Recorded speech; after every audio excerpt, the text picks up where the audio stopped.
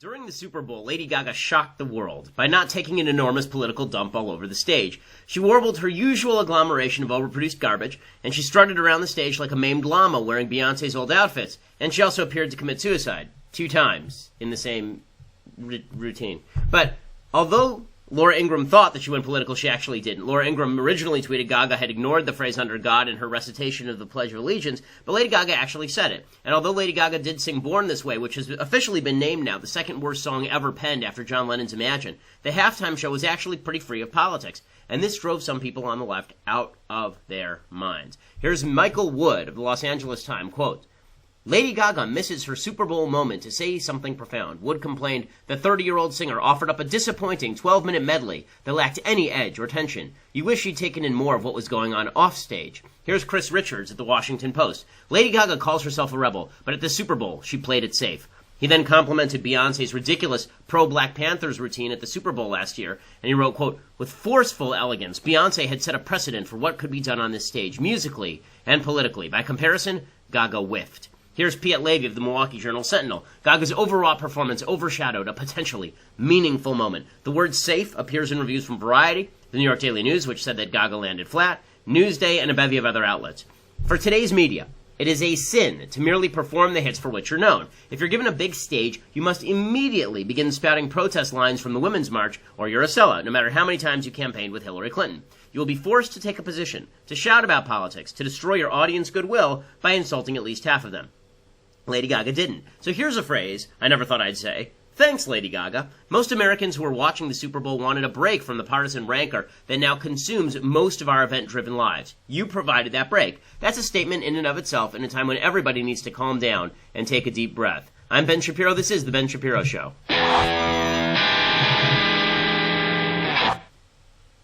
Okay, so we're going to get to the Super Bowl in just 1 second. We're also going to get to Donald Trump and his comments about Russia. Donald Trump has been very active on Twitter. I think that he realized everybody had the weekend off and decided, okay, you know what? Now's my time. Back to the Twitter. While everyone is away, he grabbed back his BlackBerry, hacked into it, and began tweeting out random things. So we'll get to all of that because there's a lot to get to. Plus, he did an interview with Bill O'Reilly that was quite insane. But we'll get to all of that. You know, good Trump, bad Trump, the whole shebang. But first, we have to say thank you to our sponsors over at Blue Apron. They are the #1 fresh ingredient and recipe delivery service in the country. Their goal is to make great home cooking available to everyone and accessible to everyone. So you don't know how to cook? Doesn't matter. So long as you got some pots and pans, they send you the ingredients, they send you the recipes. It's all super fresh, and the recipes are all top-notch. They have established partnerships with over 150 local farms, fisheries, and ranchers across the United States. So if you're a buy American, hire American person, then Blue Apron is for you. And by the way, if you cook together, it creates strong bonds. I know this. I actually do this with my 3-year-old. She likes to crack eggs whenever we do that routine. But if you're somebody who likes to cook with the family, then this is a perfect opportunity to do so. All the recipes are cookable in 40 minutes or less. They have a bunch of meals that they rotate in and out. It's a new meal every day, basically. They've featured upcoming meals like cashew chicken stir fry with tango mandarins and jasmine rice, and udon noodle soup. I don't even know what that is, with miso and soft-boiled eggs, but it sounds really good. They have all of these really interesting recipes, and it makes you sound like a gourmet, even though you really don't know what you're doing, because they do all of the work for you. They put together the recipe, they put together the ingredients, and they tell you exactly what to do. If you can follow a step-by-step instruction manual, then you'll be able to make fantastic food for your family for less than $10 per person, and they deliver those seasonal recipes along with those pre-portioned ingredients. So it's healthy, it's delicious, and it's a lot cheaper than going out to eat at a restaurant. If you go and you check out this week's menu, it gets even cheaper. First 3 meals you get free with free shipping if you go to blueapron.com/Shapiro, blueapron.com/Shapiro. Blue Apron, it's a better way to cook. Okay, so I was the unluckiest person in America yesterday, other than Matt Ryan. I was on a plane for virtually the entire Super Bowl, because that's why we're now in a deep, dark, dank hotel room. Mathis was unlucky enough to have to travel with me, so both of us missed the Super Bowl in its entirety. I watched a lot of it last night after we got to the hotel. I watched some of it this morning, and of course, it figures that the one time I missed the Super Bowl, it ends up actually being a phenomenal game. But there's a lot to talk about at the Super Bowl. I talked about Lady Gaga before. First of all, I do have to say that my favorite moment from the Super Bowl was the very beginning of her halftime show, when it appeared that she'd actually finished her musical career. It sort of looked like this.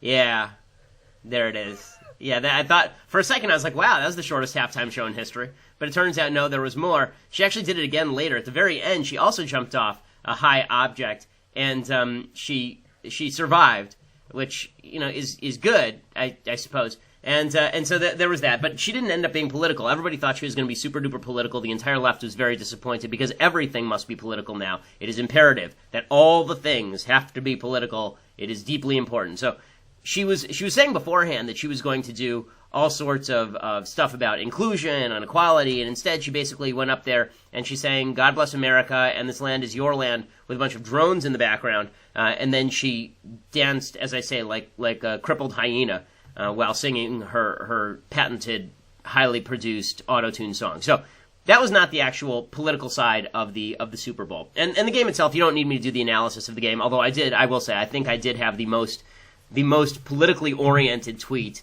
the most retweeted politically oriented tweet of the evening. It's now been retweeted, I think, 27,000 times.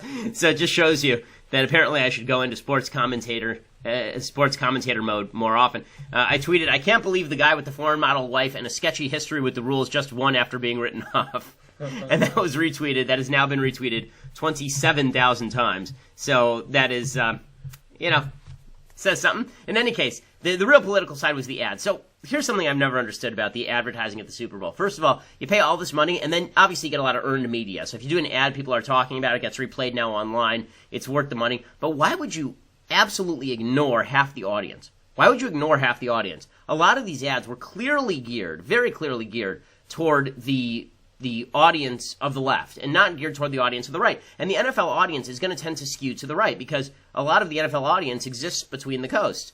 And this is why it's always been weird to me that you have like Beyonce and Lady Gaga playing halftime. And my guess is that if you had Leonard Skinner playing halftime, you'd please more of the NFL audience than you would if you had Lady Gaga playing that halftime show. In any case, some of the ads were very political. And the one that got a lot of attention was Audi's equal pay ad. Here's what that sounded and looked like.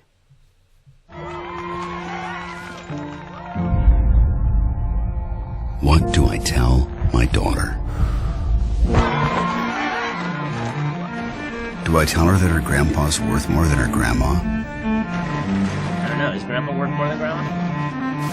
That her dad is worth more than her mom? Maybe mom's worth it. Do I tell her that despite her education, her drive, her skills, her intelligence, she will automatically be valued as less than every man she ever meets?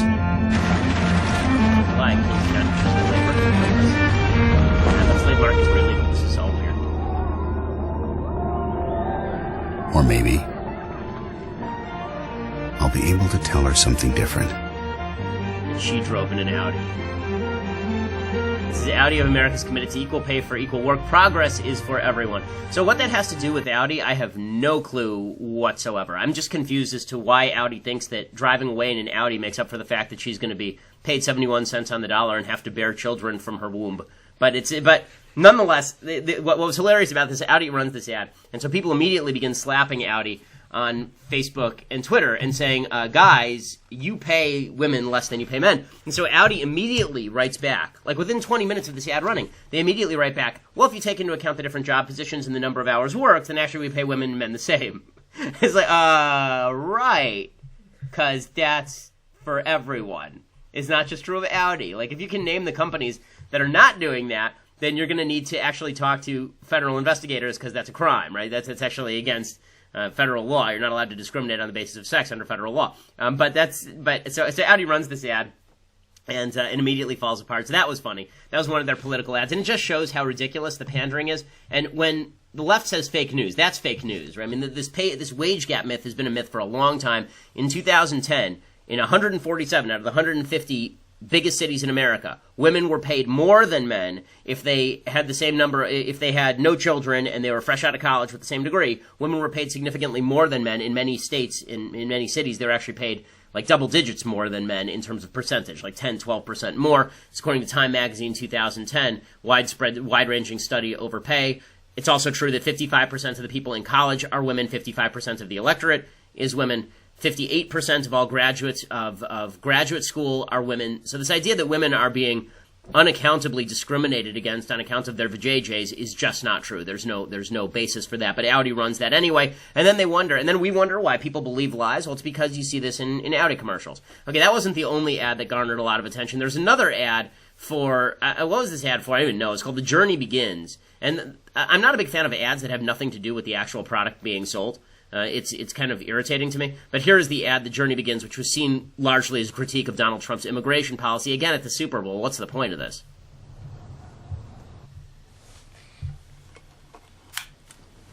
Mamá.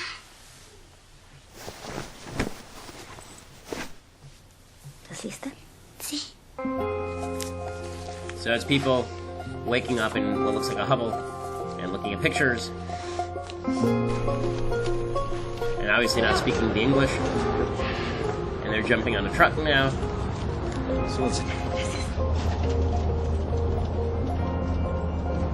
And now they're driving toward the border.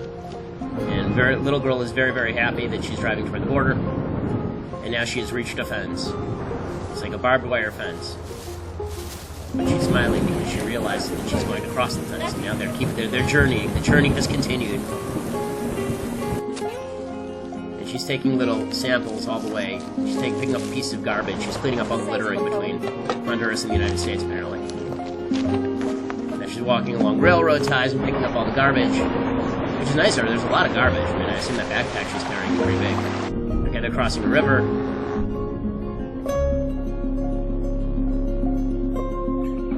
I don't know where they're getting food or water in all of this, but this is like the end of The Sound of Music. They just sort of run up into the hills with nothing and start singing again. Okay, so here they are. They're sitting at a fire. Everybody is very contemplative. And then it says, see the conclusion at journey84.com, 84 lumber.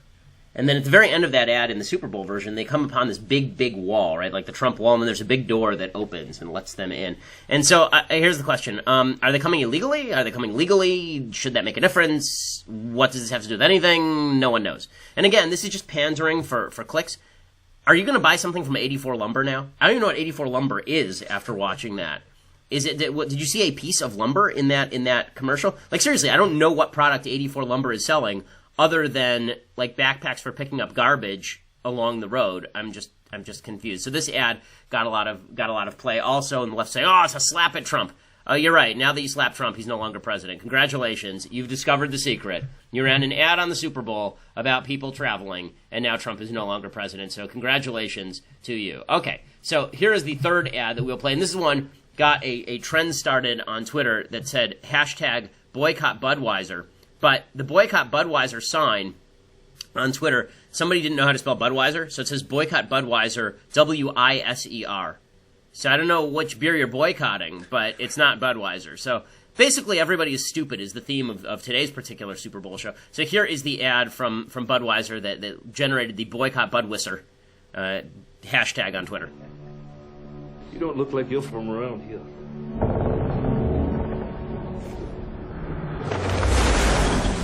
It's a dude traveling across the oceans. Presumably this is the ancestor of Bush. I want to brew a beer. I leave Germany. Okay, and his immigration passport is stamped. And now he's in and people are being mean to him. And he's traveling out west. He sees a black dude. And he's traveling some more. Jumping into a river. Seems like a real crazy journey over here. Welcome to St. Louis, son. Finally, he's reached St. Louis. Thank you. But next time, this is the beer we drink. Eberhard Anheuser. Dolphus Bush. And he meets Anheuser, and there's Bush, and then now they're friends, and they make beer. They make really, really not great beer. Okay, so that's the so that's the commercial. So I have a question on this. I don't understand why this commercial is bad. Like some of these, like the Audi commercial, I understand why the right is ticked over it. I really don't get particularly why the right is angry at this commercial. He's a legal immigrant. It is true that a lot of legal immigrants had a tough time when they first got here. And guess what? The government didn't help them out, and then they became some of the most successful magnates in the history of the United States. So that actually seems like a pretty good origin story for the U.S., right? A bunch of people come here, they brave the weather, they brave the people who are jerks, and then they make their way, and it turns out they become some of the wealthiest people in the history of the country. So That seems like a pretty pro-America ad. I don't understand why you'd boycott Budweiser over that. I mean, is the implication that all immigrants are bad? Because that's weird. Again, I'm fine with the people smacking Audi. Audi smacked itself in the face. They jumped on a rake in that ad. This boycott Budweiser one is really silly to me, and I don't see the point. I also just think that generally, if you're an advertiser, it's smart to stay away from politics. The best ad actually was apparently that Melissa McCarthy ad where she gets thrown into the side of a whale. That was sort of the best one. We'll get to Melissa McCarthy later, by the way, because Melissa McCarthy had the best weekend of anybody in America this weekend, other than Tom Brady, who not only won the Super Bowl but then went home to Gisele Bündchen, that's a pretty good life right there if you're Tom Brady. Plus, he's going to be happy when he goes to the White House. Martellus Bennett, by the way, is not going to the White House. He's another one of these Patriots players. He says he's going to boycott the White House. Again, people are kind of going nuts over all of this. Yeah, well, I remember when there were a bunch of players who wouldn't go to the White House to see Obama. There were a couple of NHL players who didn't want to go to the White House to see Obama. It's his prerogative. He doesn't want to go to the White House. That's his problem. Everybody needs to just take a deep breath. Okay, so we have to say thank you to another one of our advertisers. Now that is our advertisers over at Mack Weldon. So if you are in the market for the best underwear, and if you're in the market for the best socks, and the market for the best sweatshirts and sweatpants, comfortable clothing, Mack Weldon is the best. The best. They believe in smart design and premium fabrics and simple shopping. It's like underwear, as I say, socks, shirts, undershirts, hoodies, sweatpants. You can wear it's stuff that you can wear out. It's stuff that you can wear in. I am currently wearing the Mack Weldon underwear, and I have consistently been wearing the Mack Weldon underwear, not just since they became advertisers, but even before that I had gotten a pair, and they are very comfortable, and they stand the test of time. They really don't fall apart. They are very well made. You go to MackWeldon.com, get 20% off using promo code Shapiro, Mack Weldon, M-A-C-K Weldon, W-E-L-D-O-N.com. Get 20% off using that promo code Shapiro. That's Mack Weldon. And again, if you're looking for comfortable wear, they are the best. There's no one who makes comfortable wear better. And the truth is, you spend more of your time in comfortable wear these days than you do in your actual formal clothing. Particularly if you work in the media as I do, you spend like 1 hour in clothing that looks like this, and then you get into your sweatpants and look like a homeless person the rest of the day. But Mack Weldon makes sure you don't look like a homeless person. You're just really comfortable. So MackWeldon.com, and you get 20% off if you use that promo code Shapiro. Okay, so meanwhile, Donald Trump is back on Twitter, and Donald Trump is also doing his Super Bowl preview with Bill O'Reilly routine. So this has become an annual thing. I think it's really dumb. This whole routine where we mix politics with the Super Bowl. I don't know why the president is doing. I hated it when Obama did it. I'm not a big fan when Trump does it. Look back, I was very critical of Obama putting his face on every major event in the United States. I'm not a big fan of politicians becoming celebrities, because it seems to me that our politicians are there to do a job. They're not there to be celebrities. Again, I think that politicians should be treated basically like DMV workers, except with more scorn. And that does not seem to be the way that the United States is moving. In any case, Donald Trump does this interview with Bill O'Reilly before the Super Bowl. And in this interview, he says a very, very stupid thing. And here's the exchange with Bill O'Reilly. It's about Vladimir Putin and the Russians. Do you respect Putin? I do respect him. Do you? Why? Well, I respect a lot of people, but that doesn't mean I'm going to get along with him. He's a leader of his country. I say it's better to get along with Russia than not. And if Russia helps us in the fight against ISIS, which is a major fight, and Islamic terrorism all over the world, right, major fight, that's a good thing. Will I get along with him? I have no idea. It's very He's a possible killer, I though. won't. Putin's a killer. A lot of killers. We got a lot of killers. Why, you think our country's so innocent? Oh, God. And this is the politics of somebody who's watched politics for 5 minutes. And again, he may do policy that you like, but that does not justify him saying things that if they came out of the mouth of Obama, you and all of your friends would be protesting in the streets, as would I. Okay? You're not supposed to say things like America is as bad as Vladimir Putin and we're all killers. This is just a routine, as John Podhoretz pointed out. This is just a routine from Godfather. You remember when Michael is supposed to be this kind of sophisticate about politics, and he's now become the Godfather? And she says, politicians don't have people murdered. Senators don't have people murdered. And he says, now who's being naive, Kay? Okay, that's the routine that Trump is doing here. But the question is, to what end, right? What's the purpose of this? First of all, is it true that the United States kills just like Russia? No, it's not true that the United States is just like Russia. No, it's not true in The Godfather that senators have people killed. If senators could have people killed, I've lived in California my entire life. I assure you, Barbara Boxer or Dianne Feinstein probably would have done it by now. Okay, Kamala Harris would have me on the hit list. But that's not how our politics works, thank God. That would be a corrupt oligarchy in which rights didn't matter. That is not here. That is Russia. Okay, Russia is an oligarchy. Lots and lots and lots of Vladimir Putin's enemies have died under mysterious circumstances, including people who have been poisoned in England by Russian agents. Okay, here's just a list of some of the political rivals and journalists who have died under Putin. Alexander Litvinenko, that's the guy who was poisoned. Anna Politkovska, who was the journalist who was shot to death in her apartment building. Boris Nemtsov, Sergei Magnitsky, Natalia Estemirova, Sergei Yashenkov, Paul Klebnikov, Stanislav Markelov, Anastasia Babarova. Okay, so those are just a few of the people who have been killed under Vladimir Putin. Not all of those is Putin responsible for. We can't say which ones of those he approved, but there's no question that to be a political dissident in Russia is a very, very dangerous business. Beyond which, Vladimir Putin acted as an agent of the Soviet KGB. He said that the fall of the Soviet Union was the greatest tragedy of the 20th century, a regime that was responsible for the murder of tens of millions of people and the oppression of hundreds of millions of people. He allegedly greenlit a bombing of apartment buildings in Moscow in 1999 that gave him an excuse to crack down on Chechnyan dissidents. He invaded Georgia in 2008 for no reason other than he wanted to grab the territory. That resulted in hundreds of dead. He invaded Ukraine. That's now resulted in over 10,000 dead. Again, these are international war crimes. What he's been doing in Syria, they've purposefully been bombing hospitals. They've purposefully been bombing civilian areas. Emboldened Russian hardliners in Ukraine, shot down a civilian airliner in 2014. Okay, Vladimir Putin, he's manipulated election results. The idea that Vladimir Putin and American presidents are on the same par, when people do this Noam Chomsky routine, where they do, Obama. Okay, again, this is a leftist routine, and you're just doing it because Trump said it. I'm going to be intellectually honest here. Okay, I like a lot of the things Trump is doing. That's a whole different thing. We're going to get to some of the things I like that Trump is doing in a second. But it is intellectually dishonest to pretend that you would not be upset if the President of the United States had a D by his name and was saying that Vladimir Putin's Russia is no worse than Barack Obama's America or Donald Trump's America. Also, I fail to see how you can constantly say things like, if you criticize Trump, you don't like America, and in the same sentence say, America's just like Vladimir Putin's Russia. Okay, those do not match up. This is really silly. And here's the problem. A lot of conservatives are falling into this trap of, I like some of what Trump is doing, therefore I must like all of what Trump says. So Mike Pence has unfortunately begun to do this.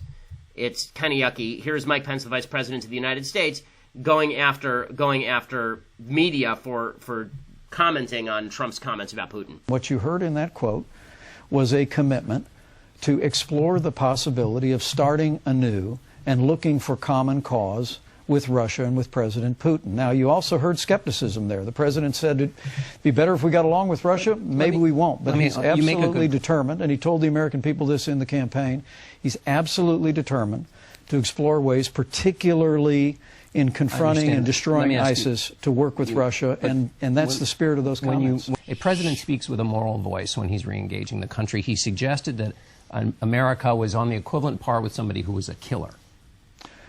I simply don't accept that there was any moral equivalency in the president's comments. Look, you think America's morally superior to Russia? What you have in this new president is someone who is willing to and is in fact engaging the world, including Russia, and saying where can we find common interests that will advance the security of the American people, the peace and prosperity of the world, and he's determined to come at that in a new and renewed way. But America morally superior to Russia, yes or no? I believe that the ideals that America has stood for throughout our history represent the highest ideals of humankind. Yes? I was actually at Independence Hall yesterday, and I stood in the very room where the Constitution of the United States was crafted, the very building where the Declaration of Independence was held forth. Every American, including our president, represents that we uphold the highest ideals of the world. Shouldn't we be able to just say yes to that question, though? I think it's without question, John, that America is morally superior to Russia. American ideals are superior to countries all across the world. Just say yes. My God, what the hell is wrong with you? We're going to have a good Pence, bad Pence segment if this continues. Again, this is what Pence did during the debate. He also pretended that Donald Trump didn't exist. So you saw the tape of Trump saying that Vladimir Putin is okay. So he's a killer. So there are killers here too. People, there are lots of killers. Okay, Okay, no, not okay. And there's Mike Pence pretending that it never happened. Very, very frustrating. Now, I'm going to tell you what this exposes about some splits in the Republican Party in a second. But in order for you to see that, in order for you to see the good Trump portion of today's broadcast, you're going to have to go over to dailywire.com. Go over to dailywire.com right now. $8 a month will buy you access to the rest of the live broadcast today and every day. You can also get the annual subscription. We are in the very final days of the get a free signed copy of my novel, True Allegiance, if you go get an annual subscription right now. This is The Ben Shapiro Show, and of course we are the most popular conservative podcast in America.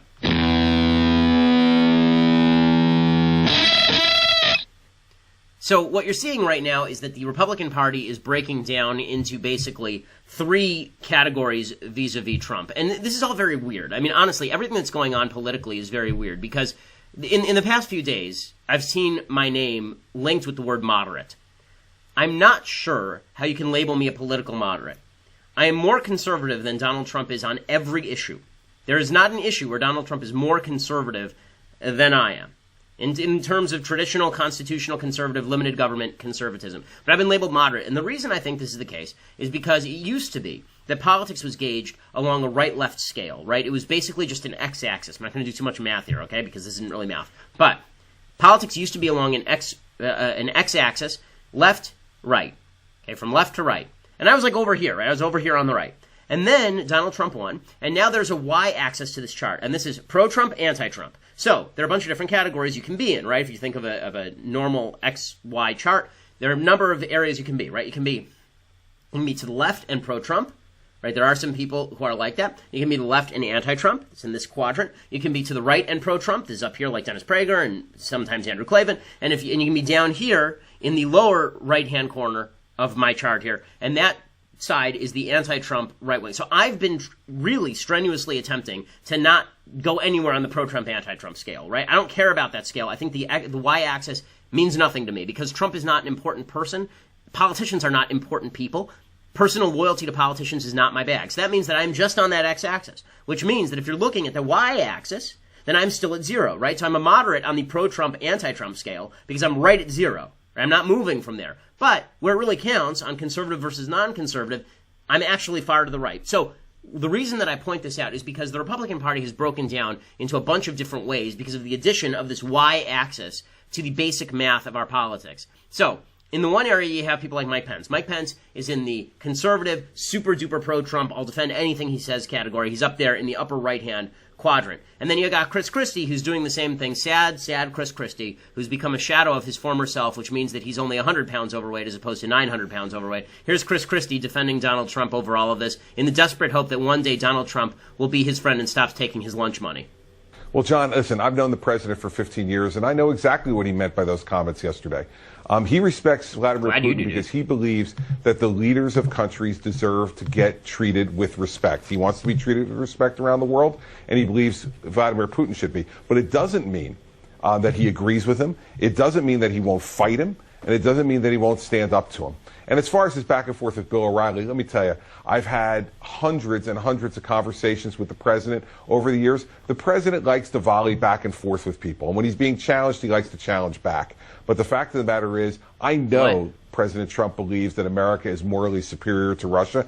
I know that he'll stand up and be tough with Vladimir Putin. But I also know let me stop it there. Most of the conversations Chris Christie had with Donald Trump consist of, Chris, go get your donuts. Go. Just get out. I don't want to see your ugly face. Okay, that's half the conversations between Trump and Christie now. So Christie's in that upper right-hand quadrant. He's really kind of closer to the middle in terms of right-left. So he's in that upper right-hand quadrant, but not as far right as Mike Pence. Then you've got people like Mitch McConnell. And Mitch McConnell is sort of like Chris Christie on politics in many ways, but he's in the lower right-hand corner. So he's cautiously, he's kind of almost right around the center of the chart. He's almost right around the center of the chart because sometimes he's pro-Trump, sometimes he's anti-Trump, but he's never clearly anti-Trump. So what he's doing is what a lot of the Republican Party is doing, which is, let's wait and see. I'm not going to condemn him even when he does things wrong because maybe he'll be useful to me. And this, I think, is actually the most dangerous position, more dangerous even than Christie's. Here's Mitch McConnell being asked about the utterances of Donald Trump on Russia. Does it trouble you that he said this? I mean, I'm trying to imagine your response if President Obama had defended the murderous reign of Putin by saying, you think our country's so innocent? Well, look, I'm not going to critique the president's every utterance, but I do think America is exceptional. America is different. We don't operate in any way the Russians do. I think there's a clear distinction here that all Americans understand, and no, I would not have characterized it that way. I'm not going to spend the whole interview on this, but you say all Americans understand. Are you confident the president understands it? Because he just said something that could have been broadcast on RT. I mean, he said, we got a lot of killers out there. You think our country's so innocent? When asked specifically by Bill O'Reilly, no less, about Vladimir Putin being a thug. Again, if Barack Obama had said this, I can't imagine there wouldn't be protests in the street. Look, Jake, I can speak for myself, and I already have, about my feelings about Vladimir Putin and the way the Russians operate. Okay, so basically McConnell is gonna mushmouth it. He's gonna give mashed potatoes answer. The reason I think this is a dangerous position is because you're allowing Trump moral leadership where political leadership is all you really want from him. All McConnell wants from Trump is the right political things. But that doesn't mean you have to buy into Trump's moral system in order to get those right political things if you're Mitch McConnell. If you're Mitch McConnell, your best hope is all of the stupid things Trump says just sort of get thrown out in the wash, and all of the good stuff stays. But the only way to do that is to clearly separate off when he says bad things. When he says stupid things about Vladimir Putin, the best thing to do is say, well, that's not us. That's not us. Why? Because otherwise what's going to happen is you're going to end up smashing together all the dumb things Trump says with all the good things he's doing. And that's a mistake. Right? I've given Trump a grade the last couple of weeks. In the first week, I thought he got a B+. Last week, I thought he got an A-.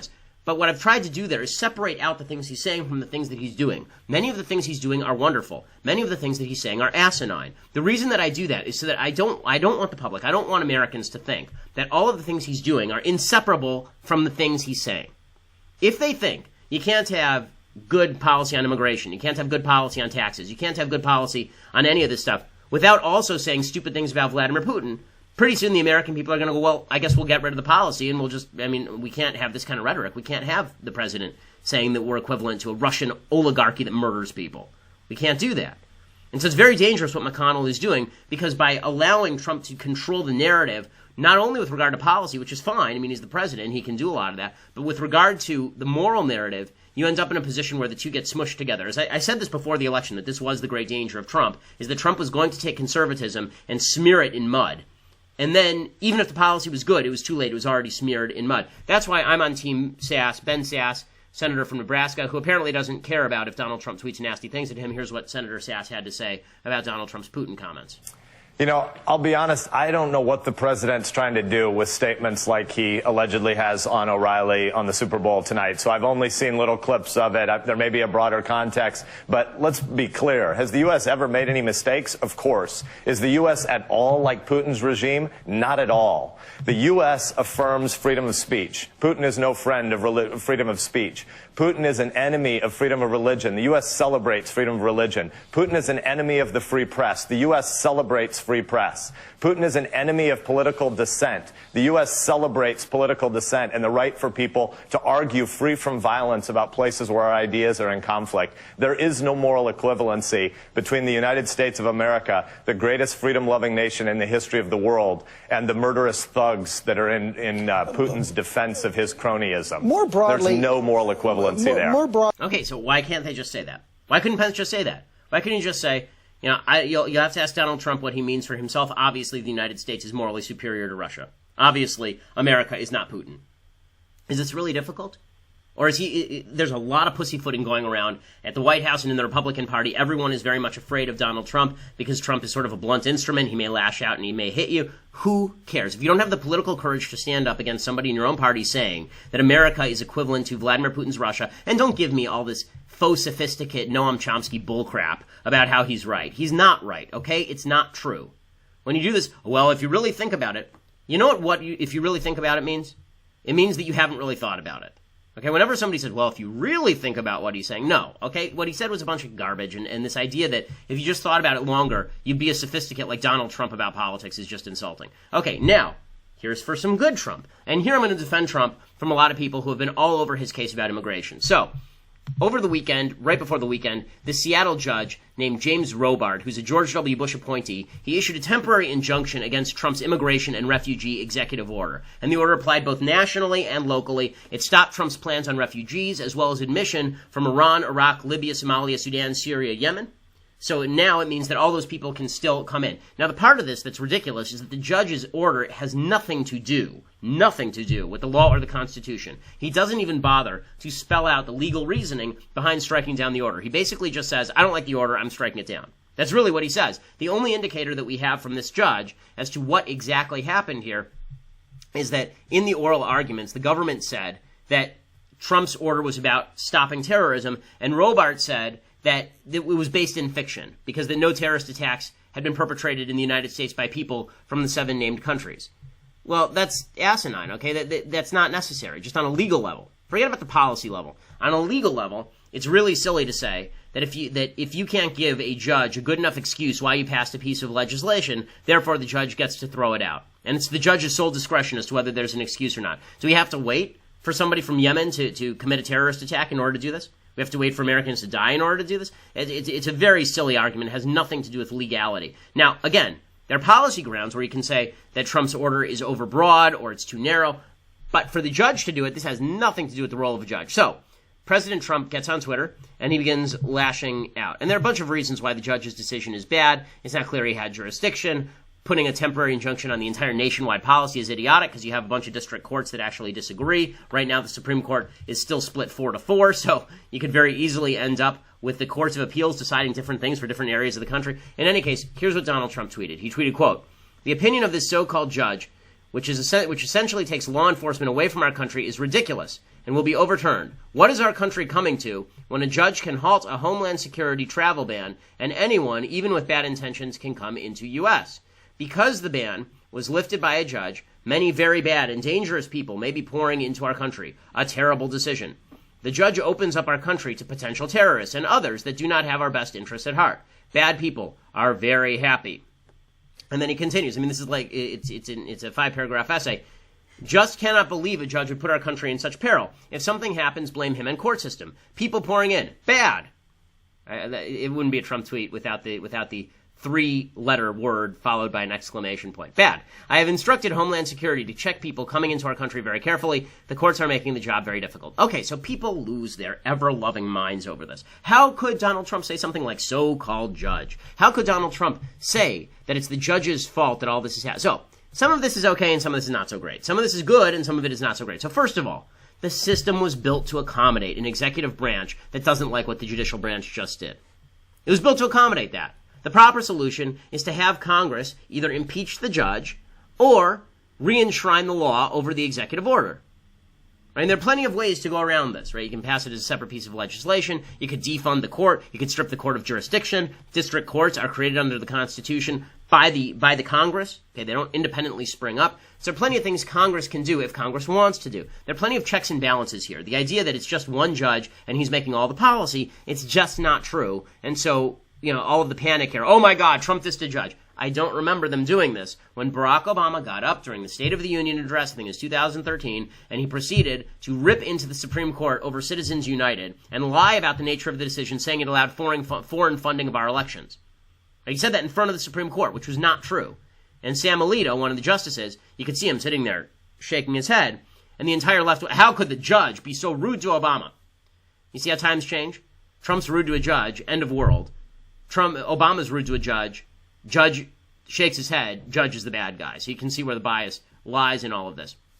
So Trump has every right to criticize the court's decision. That said, there is one problem with what Trump did here. And that is, it's sort of the logical extension of what Trump does. So if I thought that Trump were just attacking the judge because the decision is wrong, that would be one thing. I think Trump attacks judges just because he doesn't like what the judge does, right? As we saw during the campaign with the Mexican judge, who wasn't Mexican, right? And he said that he wasn't capable of being a good judge. Trump has this tendency to go over his skis a little bit. I think he did that a little bit here. So when he said at one point here, cannot believe a judge would put our country in such peril. If something happens, blame him and the court system. And so much for the buck stops here. Here's the problem with this. You can agree with Trump that this decision endangers American security. That's perfectly fine and perfectly logical. But This is also an excuse that an authoritarian would use. Okay. The job of the judges is to judge the law. This judge didn't judge the law. He's a bad judge, or apparently in this case he's bad. Okay, it's bad judgment. That said, the easiest thing in the world to do politically is to have a president of the United States who says, security concerns mandate that I violate this right and this right and this right. And then the judges say, you know what, he's right. You know what, he's right. Or, conversely, the judges say, no, you can't do that. There are a bunch of rights at risk here, and we're not going to let him do this. And then the president says, you know what, it's those judges' fault you're not safe anymore. Give me more power. Give me more power. Virtually all of the executive overreach that's happened in the 20th century, not virtually all, a large portion of the executive overreach that's happened in the 20th century has happened because the president has said, give me more power for your security. If you give me more power to overrule courts, to run around Congress, then I will be able to save you. That's not something I generally like. And Trump setting himself in opposition to courts generally is a problem. And that's why today, when Donald Trump is saying things like, again, if you separate off what Trump does from what he says, things are going pretty well. If you just look at what he says, you have to go, wait, what's going on now? Today, Donald Trump said that any poll that doesn't show support for him is fake news. No, it isn't. And if you're a Trump supporter, you should want him to pay attention to the actual facts in the ether out there, because otherwise he's just going to ensconce himself in this little bubble, make himself very unpopular, and get his ass kicked in 4 years. So that'd be a big mistake. Okay, time for some things I like and then some things that I hate. So, things I like. I promised Mathis I would do this one because we both love this movie. This is On the Waterfront with Marlon Brando. I was shocked I hadn't mentioned this before. This is actually one of my top 5 movies. It's Elia Kazan, who is largely blacklisted in Hollywood, and the whole movie is an allegory for his fight against McCarthyism. So he was called in to testify against communists in Hollywood. There were communists in Hollywood. There was significant infiltration of communists into a lot of the labor unions in Hollywood, so bad that when they struck and shut down the studios, Ronald Reagan, this is basically how Ronald Reagan became a conservative. Ronald Reagan, who was then one of the leaders of the Screen Actors Guild, he went in a bus and they were throwing rocks at him and trying to assault him. So On the Waterfront is really about Elia Kazan testifying before the House Un-American Activities Committee. In the movie On the Waterfront, it's about Marlon Brando, who's this ex-boxer. He's this washed-up boxer who's been undercut by his brother and the local mob. He was put up for a shot at the title, and then they had him lose because they wanted to make a lot of money off the betting, and he never really got his shot. And he's always been upset about that. And now the mob has taken over the local waterfront, and he realizes that he's been engaged with a really evil system the whole time, and he decides to basically testify against the mob that runs the local waterfront. And the mob is tied in with the union. So here is a little bit of the preview for On the Waterfront.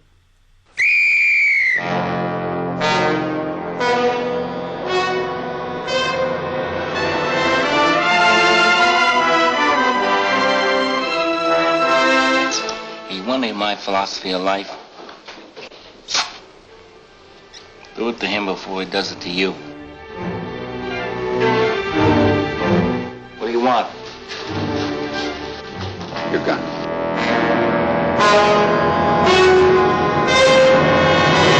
We got the fattest piers and the fattest harbor in the world. Everything moves in and out, we take our cut.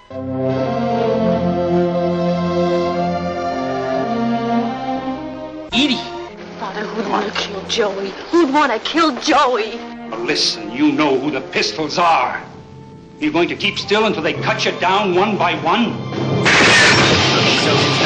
It's a really first-rate movie. It really holds up well. The score is great. It's Leonard Bernstein who wrote the score. So it's the same guy who wrote West Side Story for people who don't pay attention to this sort of thing. Great score. And so, take a look at this movie. Again, some of the great performances in screen history. I think 3 people from this film were nominated for Best Supporting Actor from the same film. I think it was Lee J. Cobb and Carl Malden and Rod Steiger were all nominated, and all of them are terrific. Okay, other things that I like. So I mentioned earlier, Melissa McCarthy had herself a hell of a weekend. She was in, I think, the most popular commercial in the Super Bowl, and she also, on Saturday Night Live, did the only funny thing I've seen on Saturday Night Live for probably a year, 2 years maybe. And she did an imitation of Sean Spicer. So Sean Spicer is Trump's press secretary, and the dude is amped up lately. I mean, lately, he just cannot be controlled. He cannot be stopped. You can only hope to contain Sean Spicer. And there's always this air of slight embarrassment about Sean Spicer, like he knows this isn't what he's supposed to be doing. He can't believe that he's come to this. But he goes out there and he has to demonstrate to Trump how aggressive he is. He has to demonstrate to Trump that he is the king of aggression. And so Melissa McCarthy does a very funny bit playing Sean Spicer. Here's what it looked like. All right. In the sense, when I say Rocky Start, I I mean it in the sense of Rocky the movie, because I came out here to punch you in the face, and also I don't talk so good. Now, I'd like to begin today by apologizing on behalf of you to me for how you have treated me these last 2 weeks. And that apology is not accepted. Because I'm not here to be your buddy. I'm here to swallow gum, and I'm here to take names.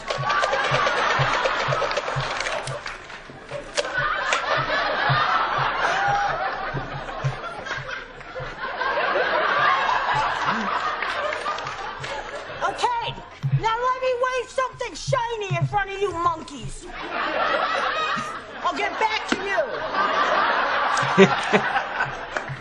As you know, President Trump announced his Supreme Court pick on the national TV today. When he entered the room, the crowd greeted him with a standing ovation, which lasted a full 15 minutes. And you can check the tape on that. Everyone was smiling. Everyone was happy. The men all had erections. And every single one of the women was ovulating left and right. It's really funny. It's like 7 minutes long, and it's really aggressive and it's really funny. Again, it's the stuff they do about Trump is really not funny, and I'm not even gonna bother doing it from the things I hate. But the stuff they do about Trump, Alec Baldwin cannot do Trump for his life. Like, I do a better Trump than Alec Baldwin, and my Trump is terrible. It's not a good Trump, but it's better than Alec Baldwin's. The people love my Trump. They love it, but they do not love Alec Baldwin's Trump is really garbage. And whenever they write for him, they just write it in the stupidest possible way. And they have Steve Bannon come in, and he always is played by the angel of death, which is really ridiculous. I mean, if you're going to have Steve Bannon played by someone, it has to be John Goodman from 10 Cloverfield Lane. I mean, as somebody who knows Steve Bannon, that's not a terrible comparison. Okay, time for one thing I hate, and then we'll wrap it up. So here is the things I hate. Let's do it. So Kellyanne Conway, she just keeps saying, as a defense to everything, we won. Like, she just keeps saying this over and over. So over the weekend, she said this thing that was silly about how there was a Bowling Green massacre and the media was ignoring it. And it turns out there's no such thing as the Bowling Green massacre, so there's a good reason the media is ignoring it. And then she walked it back. Chelsea Clinton said to her, there's no Bowling Green massacre. And she basically tweeted back at Chelsea Clinton, we won. Okay, those two things are unrelated. Okay, we won is not an answer to you lied. If I say you lied and you go, well, I won, that doesn't justify the lie. And the fact that so many people on my side of the political aisle, the other side of the political aisle too has always felt this way, but it's disturbing that it's on my side too. So many people on our side of the political aisle now think that we won is an excuse for I lied, is really kind of disturbing. There's more of that a little bit over the weekend. Kellyanne Conway was asked about the airport protests, and here was her answer. The right to seat his own government. How about, I've got a novel idea, how about if the Senate just confirms his nominee to the Department of Justice for Attorney General, Jeff Sessions? The Democrats have delayed his hearing, delayed his vote. They've tried to humiliate and embarrass him. As we sit here right now, we have a record number of unconfirmed nominees to a presidential cabinet, 11, including Treasury and Commerce. So the Democrats want to go, they want to go on the record. They have time to go and cry and weep at the airports, protesting something that they've completely bastardized as to what it truly is and what its intent and what its effect is, this immigration order. Well, and yet they don't have time to, they don't have to give a fair hearing and an up or down vote on these nominees. You want to vote against, but at least give people the hearing and the decency of a vote. Okay, first of all, that wasn't exactly the clip I was looking for. That's what she said there is fine, actually. Although, again, I think that, you know, the system is going to work how the system works. But what she actually said that was bothersome to me is that she was asked about the protests, and she said Democrats have time to cry and weep at airports, but they don't have time to go vote. Okay, first of all the people in New York voted. Okay, all the people who are at Boston Logan, they voted. All the people in L.A., they also voted. So I just want to be careful with a lot of this rhetoric because it assumes that Trump won some sweeping, magnificent victory, and he really didn't. And the more you keep saying to people, we won, the more people want to shove it in your face. So you're really courting disaster electorally by continuing with the we won as an excuse for your activity. How about this? How about we think that the protests were misguided, people have a right to express their opposition. Why is this so difficult? Why is this so difficult? And it's because the sort of testosterone-y macho nature of the Trump administration means they double down on everything. They can never back away from anything. So far, it's worked out well for them. We'll find out if that luck holds, or if this is going to be sort of like the Falcons, who are off to a big lead, and then suddenly it starts to fall apart. We can hope that Trump puts it together instead of allowing it all to fall apart. Okay, We will be back tomorrow with more. I'm speaking tonight at one of the colleges, so hopefully it'll go well, and there will be no crazy protests. I think tonight should be okay. In a couple of days is Marquette University. That one there's been a little bit more hubbub about, but we'll talk about that tomorrow. Until then, I'm Ben Shapiro. This is The Ben Shapiro Show.